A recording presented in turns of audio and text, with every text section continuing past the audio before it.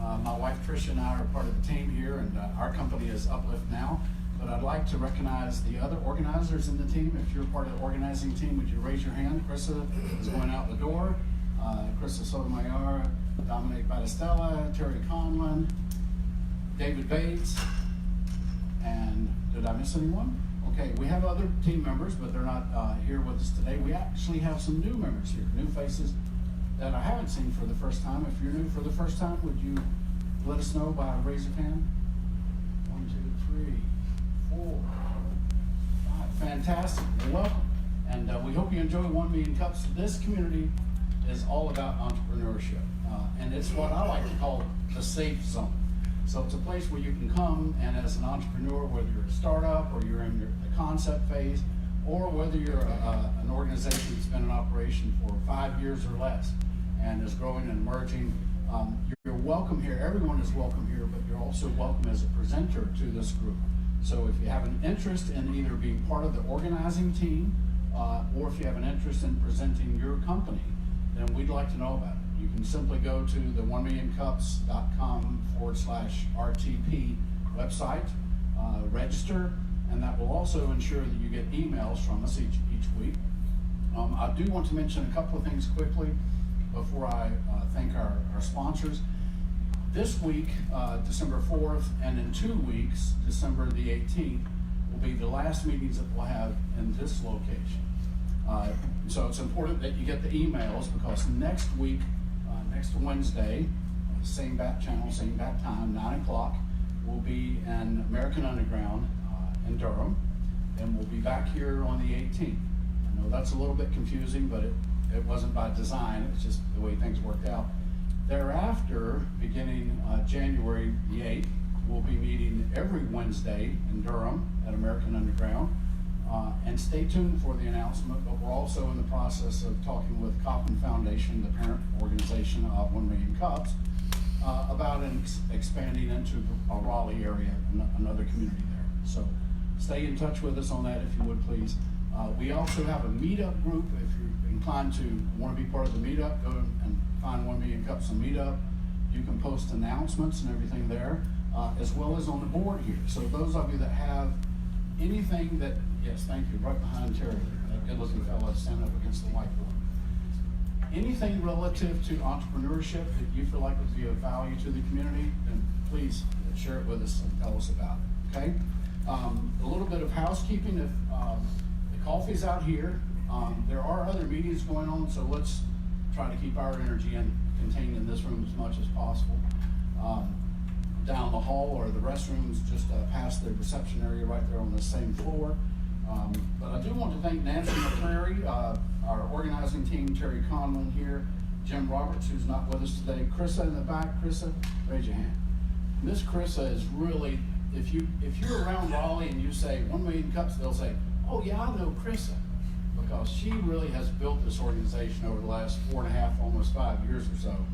And now we appreciate very much the opportunity that she's given to the others of us to be involved as well. William Clete, William is traveling. Brenda Ramaya, as part of our team. If you apply to present, then Brenda will be the first set of eyes that will look at your application, and then the other team members will be able to give feedback. We're very interested in anyone that wants to be part of this community, being part of it, and present it. So our mindset is totally about inclusion, not excluding anyone, as long as it's a good fit for the community and a good fit for the organization. My lovely wife Trish is not with us this morning. She had another commitment. And Dave Bates here, part of our organizing team. Dave and Terry work as coaches, so we have a lot of resources for you in this community, even outside of this room and those of you that are here. Sponsors, Alexandria Real Estate, where you're meeting in this wonderful room. Muddy Dog Coffee. If you're enjoying some good Java this morning, then we thank Jim Pellegrini for that. Imperative Product Operations, GTI Global Training Initiative, Broad Reach Marketing Services, Soto IP, and I think that stands for Intellectual Property, if I'm correct. Okay. NC Idea, American Underground, Uplift Now, and New York Life.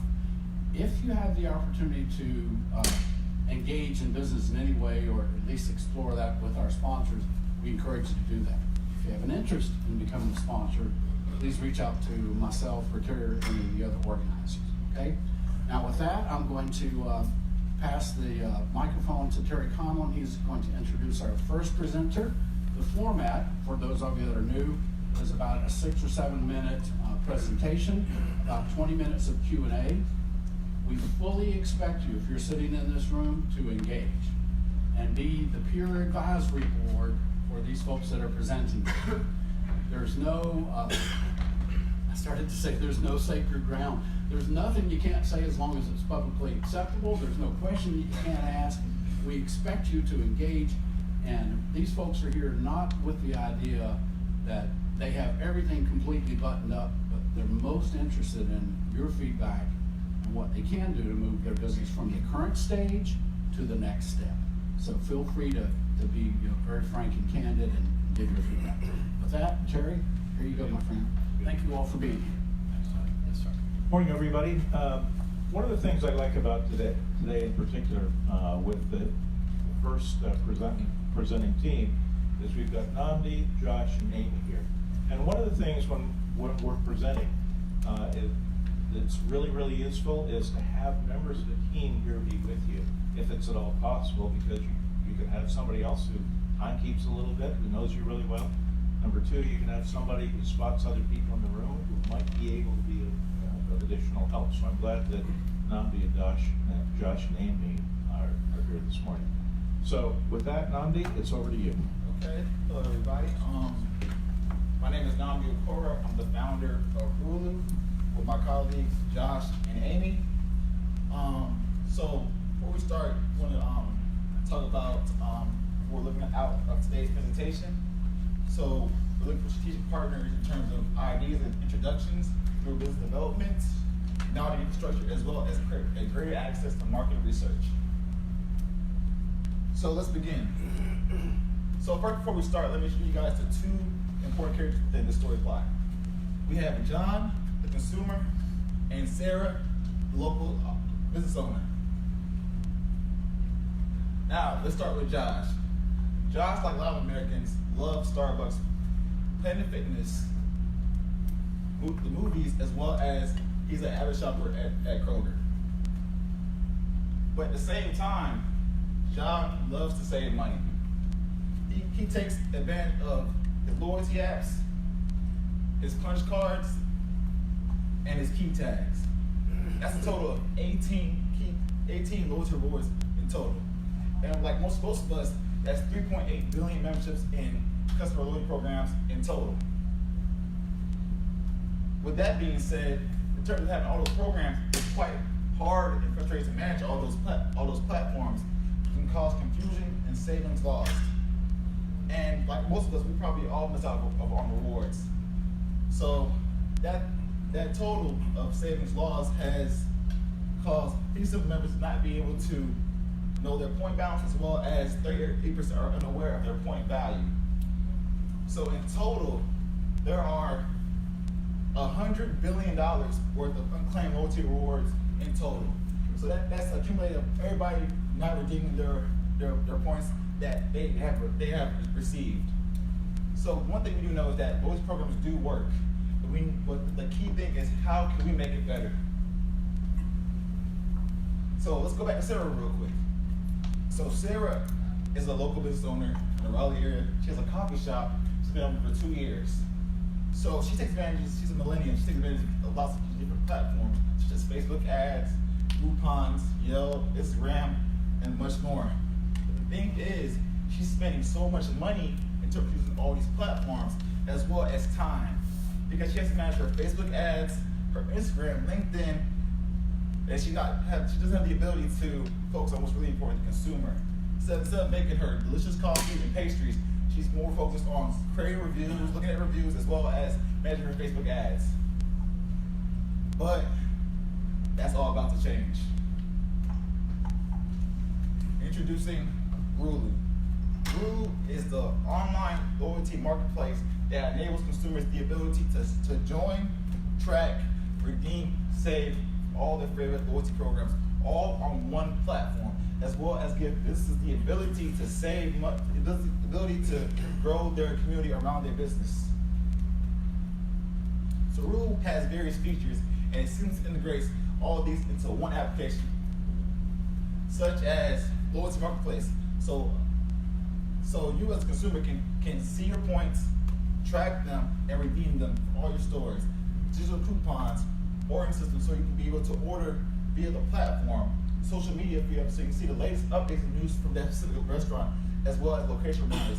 Location reminders is very important because a lot of times when we're driving and we have rewards, we forget sometimes. So through this feature, you'll be able to get reminders as you're commuting throughout your day. Say you're 5 miles from Starbucks, you're 2 miles from this. So it reminds you when to save money. And going back to Sarah, on the business side, RewLoo is the perfect platform for any business that's trying to grow and engage with the consumers. They can track their customers through points, analytics, and transactions. Easy setup just through the app itself, as well as increased visibility through the discovery feature of the application. Through all these things, companies have the ability to communicate better with their consumers and all increase sales as well as customers. Like I said, not only for Sarah, but for any business, from restaurants, gyms, drugstores, retail, any business that has a product or service. So through this platform and the features that it has, it's able to go across all these different industries. So how does RewLoo make money? So RewLoo makes money in 3 different types of ways: through analytics, through subscription and transaction fees, as well as advertising. With those 3 things, that's how RewLoo makes its revenue. But we're still looking at the marketing to try to figure out our true revenue model as of right now. But with that being said, this marketplace is a billion-dollar industry. They expect it to grow by 24% to $9.3 billion by 2024. So it's growing every year by 5%. And in terms of growth and strategy, we plan to start in the RDU area and Masters area by being able to show people how RewLoo can help in customer engagement, increase sales, and customers. And once we master the RDU area, we plan to do intense city-to-city growth, and then we plan to be in every city in the United States with 50 million plus users. So in terms of the timeline, currently we're in the ideation, market research, as well as the development of the platform. But in the next 6 months, we plan to have a fully launched platform and be in a market and growing and scaling from there.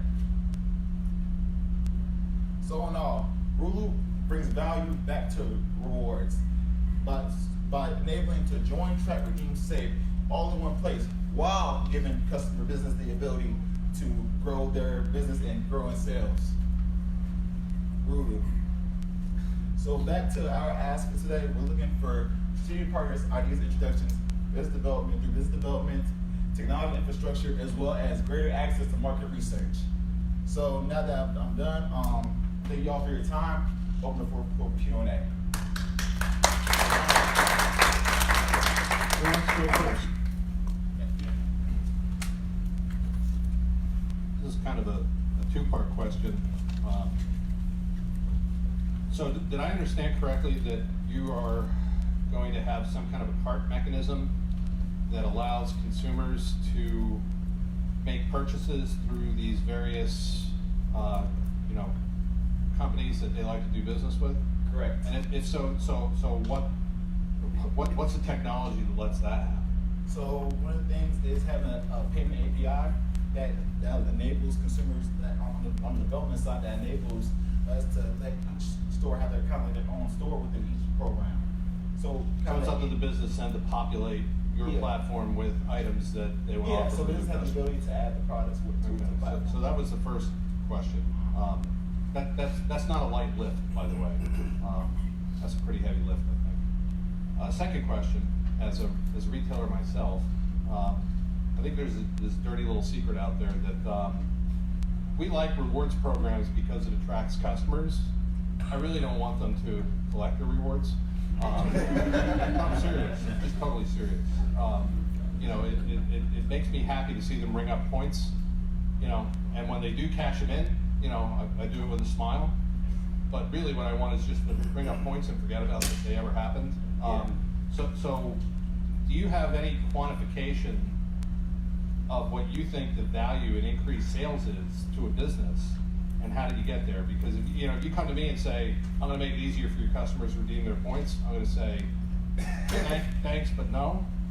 If you say, all right, we're going to increase your business by 3% or 5% or 8% or whatever it is, do you have a calibration point on that?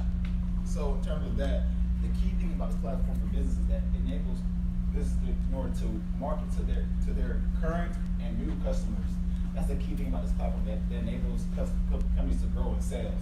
Because through this, not only from the program side, from the reward program side, companies are able to basically bring people into the store. Because a lot of times, let's say a store having a slow day, there's nobody at the store today. If you already have a follow on that platform and you have the user feed, you can basically push a quick, you say, hey, I'm having a quick sale today, come to my store. And through that is in-time marketing. So on-time marketing. So through that, you have customers coming in. So it's continuous engagement. That's the key thing about this platform. So I understand the logic behind that. Yeah. I'm not faulting it. My advice to you would be track that carefully, figure out how to quantify that, communicate it to businesses, instead of just saying, you're going to be able to increase sales by, pushing an ad. Yeah, I get that. Quantification is going to be Okay, thank you. Can I help elaborate on that?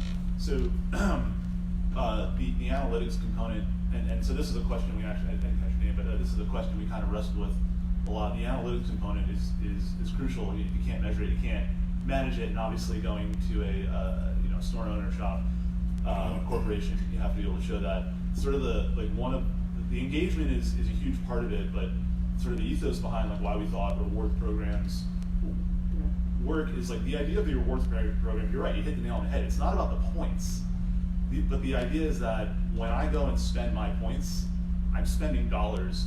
I'm spending dollars as well, and those points were sold with dollars. So unlike sort of more traditional marketing activities where you spend $500 on a Facebook ad or whatever, you're buying likes, impressions, clicks, subscribes.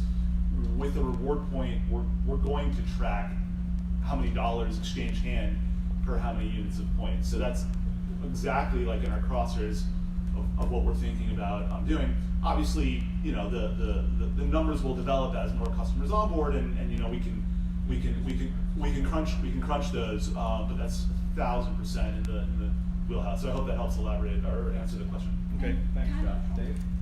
So I just need a little bit of calibration. So on your slide with your sort of pseudo Gantt chart there, you talked about how sort of where you are. Is this concept? Is it pre-proof of concept? Like, have you invested in software? Do you have retailers that you have sort of signed up? Are they beta test customers? Like, where are you in that process? Because I think that'll help everybody else give more targeted feedback.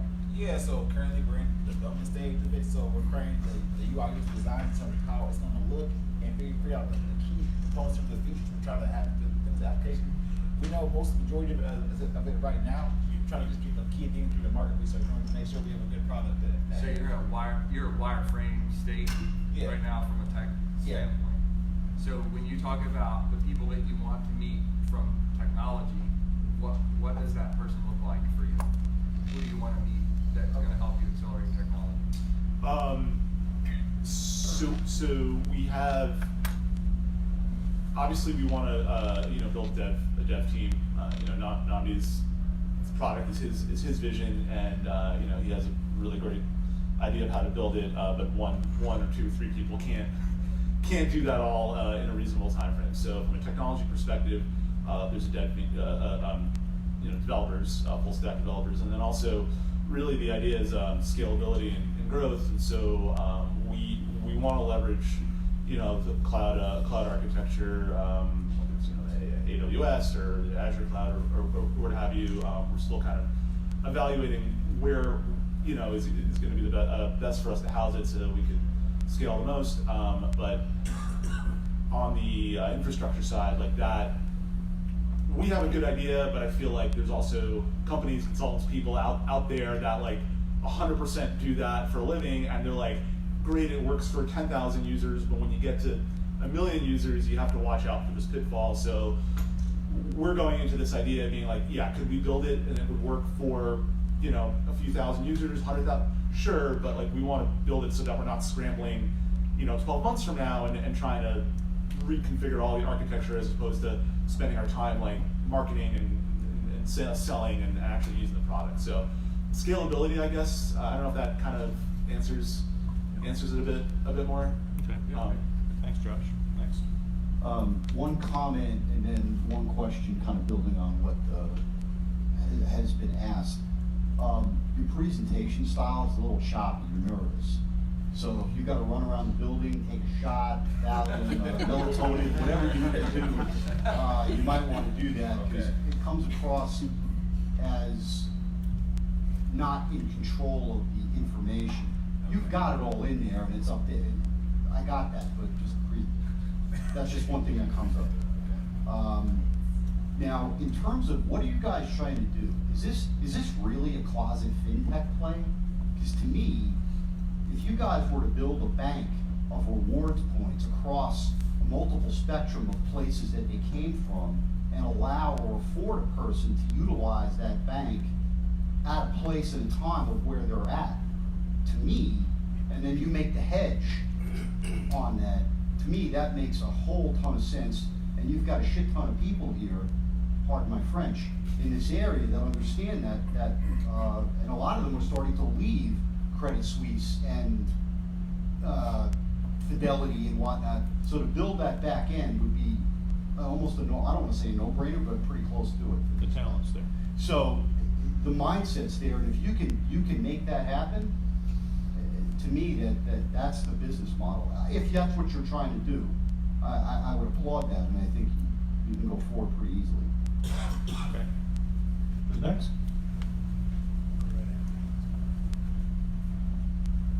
So this is kind of a comment. I've built software systems for a variety of industries for almost 2 decades, and scalability is extremely important, but it's also extremely expensive in terms of the additional complexity it adds. So if you can prototype it out as simply as possible with as few developers as possible and get to like 1,000 users, having a platform where your platform is used so much that it's crushed and you have a problem with scalability is a much easier sell to investors than saying that we've spent $10 million building a highly scalable platform, but we only have 1,000 customers on it. Yep. Thank you. Hey there. I have a question about the customer pain you described. I think you described a business owner spending time managing Facebook ads or trying to get their own loyalty program up. Could you add a little bit of color there so I can catch up? Yeah, so basically when it comes to that, a lot of times when it comes to... Do you speak up? Speak up, we can't Okay, hear a lot of times when it comes to business trying to manage all those different softwares and programs and all these different, from Square to Twitter, it's hard to manage all those things, from newsletters to there's just too many streams of communication. We're trying to have everything in one single component in order to manage all those things in one single thing. So that's why from the management side, it's easy to have one app to do everything instead of having multiple apps to do all those different things.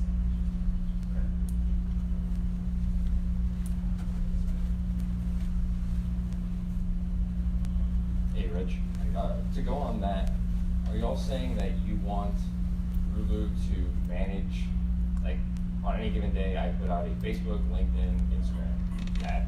Is RewLoo going to do that all for me, or are you wanting me solely to advertise through Dell's app? So through the social media integration, you'll be able to post everything from your different accounts all through RewLoo, and be able to post to all your social media accounts as well as show on RewLoo as well. I think to kind of piggyback on that, the kind of dilemma that small business owners are having right now. You in the back. Thank you. The kind of dilemma that small business owners like myself are actually going through right now is we're trying to kind of cut up our time and kind of save money wherever we can. You know, small business owners either start off getting a big loan and then they have to try and see, okay, well, am I going to invest into product? Am I going to invest into advertising? Am I going to invest into where I'm physically going to put my shop? So this app is actually going to help with all of that. Because right now, maybe you're spending 20 minutes on trying to take a really good photo of, you know, the cup of coffee that you just made, or a mug that you just made, or a t-shirt, something like that. Now you have to find an editor to edit that, to make sure that you get the quality photos that you want. So when you actually post that on a Facebook ad, Instagram, wherever else that you may be putting your ads on, or something like that, so people can come and see your product or service, that takes up a lot of time. Just taking the photos, editing, and then actually finding the good words to get customers in and things like that. This will actually help with that across the board. The way that that does it is because you get to track your customers. Your analytics, you don't have to go into Google Analytics and try to figure out, okay, well, are more men than women buying it? Are more people 18 to 24, 24 to 34, things like that. The fact that you are going to get more information on your customers is not only going to bring those customers back to you because it's going to be a better ad next time or something like that, but it's also every time that they're driving down the street past your shop, maybe they haven't been there in a month because they totally forgot that they even bought a t-shirt from your shop, because they're more likely to go to the mall at Hollister and get something for 20 bucks rather than go to a local business owner that's selling maybe a better quality t-shirt, but it's only 25 bucks. Of course they're gonna go because Hollister is a big name. But we want to make sure that small business owners also have this opportunity to grow in scale, and also include retailers, because those bigger chains are obviously going to bring the local consumer that already goes to Target, Harris Teeter, Kroger, etc. And then at the same time, oh hey, I didn't know that down the block, the mom and pop shop t-shirt, store or whatever is running a sale right now. Well, instead of me going shopping Black Friday over here at the mall, I might be able to save more at my local business plaza, I guess. Yeah. And just to elaborate on your point, I kind of just want to make a little distinction as well. So you asked about integrating social media. The whole purpose of social media is advertising, right? And then kind of going back to the point that the gentleman in the back corner there made. We don't forget we're attaching a rewards program to that, and rewards points equate to dollars spent at that store, whereas your Facebook advertisement that you pay for is the hope of dollars spent. So I just kind of want to make that distinction that yes, it's integrating all that. There's this time savings, but we're also attaching a currency to it as well. Okay, let's say second to last question. Yeah. So it's great to have an expansive vision and to show a gigantic market, right? But so far, I've heard you describe at least several $100,000 worth of software development. At least. Maybe even a couple million, if we're really honest with it. So the question is, what's the smallest thing that you can build that will prove a portion of the thing that you intend to deliver that will begin to set your forward ratchet in motion, right? Because you need a network effect, because the retailer play doesn't work without the consumers play doesn't work without the retailers, the social stuff, there's a ton of stuff there. And you may not be able to answer this today, but I think you need to really grapple with what's the smallest thing that you can build as fast as possible to begin to prove that there's a network effect and a forward ratchet. Thank you. Yeah, so I want to go back to the pain points. You spent a significant amount of time talking about the pain points from the business owner's perspective, and I think you guys said a whole lot of words that boil down to customer acquisition, both in time and dollars spent. But I didn't hear much about how you solve for the consumer's pain points and how you acquire consumers onto your system. You talked about in the presentation having the punch card, the apps, the key tags. How does a system that's designed to operate for small business operators solve the problem of having, your Walgreens and your Rite Aid card and your Harris Teeter and your, every other large retailers points system, how does that solve that problem for the consumer in order to get the consumers on to using your app so that you can get more business owners on?